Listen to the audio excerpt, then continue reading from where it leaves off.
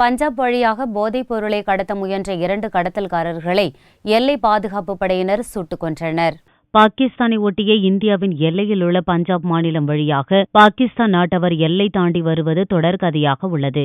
அந்த வகையில் பாகிஸ்தானைச் சேர்ந்த ஆமீர், அர்ஷித், நோமின் அலி என்ற 3 சிறுவர்கள் மோட்டார் சைக்கிளில் எல்லை தாண்டி இந்திய எல்லைக்குள் வந்துவிட்டனர். பஞ்சாபில் நுழைந்த அவர்களை எல்லை பாதுகாப்பு படையினர் சுற்றி வளைத்து பிடித்து விசாரித்தபோது பாகிஸ்தான் எல்லைப் பகுதியில் உள்ள உறவினர்கள் வீட்டுக்கு சென்றவர்கள் வழிமாறி இந்தியாவினுள் வந்தது தெரியவந்தது. அவர்களுக்கு வேறெந்த நோக்கமும் இல்லாததை அறிந்த ராணுவம் மூவருக்கும் இனிப்பு அன்பளிப்புகள் கொடுத்து பாகிஸ்தான் அதிகாரிகளிடம் ஒப்படைத்தனர். இதனிடையே ஞாயிறன்று அதிகாலை பாகிஸ்தானிலிருந்து பஞ்சாபுக்கு போதை மருந்து கடத்த முயன்ற 2 ஆசாமிகளை ஞாயிறன்று அதிகாலை எல்லை பாதுகாப்பு படையினர் சுட்டுக் கொன்றனர்.